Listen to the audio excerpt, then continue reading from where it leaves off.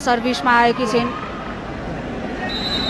3 अङ्कले अगाडि छ भारत। मात्र 2 अङ्क आवश्यक पहिलो सेटमा जित हात पार्नको लागि। यहाँबाट नेपाल कसरी खेलमा फर्किन्छ त्यो रोमाञ्चक हुनेछ।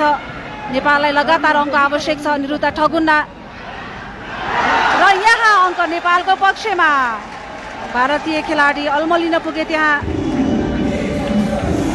अब 21-23 निरुताको चलाखीपूर्ण प्रहार। खेलमा फर्कनुपर्ने यो अवसर नेपाललाई लगातार अङ्क जोड्ने। जुही बचेको छ अङ्क के यहाँ हासिल गर्छ निरुता ठगुन्ना। अझै पनि बल इन प्ले। निरुताले बचाइन्। जुही क्विक स्पाइक ब्लक भएको छ। अरुणा केही ब्यालेन्स गुमाउन पुगिन् तर सलिनाले बचाइन्। सरस्वती चौधरीलाई अवसर। जुही फिर्ता ल्याइन्।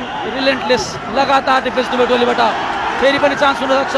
अरुणा सरस्वती लामो र्याली रह्यो। केही दबावमा रह्यो तर अन्त्यमा अङ्क जोड्न सफल।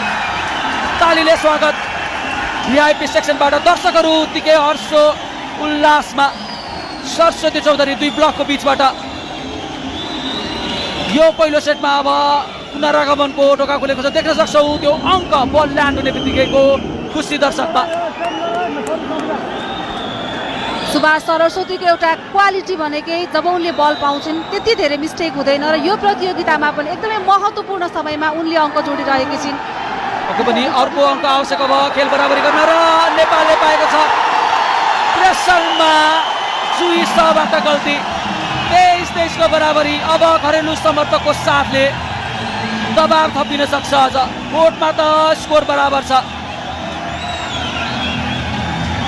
23-23 पहिलो सेट र सर्भिसमा अरुणा।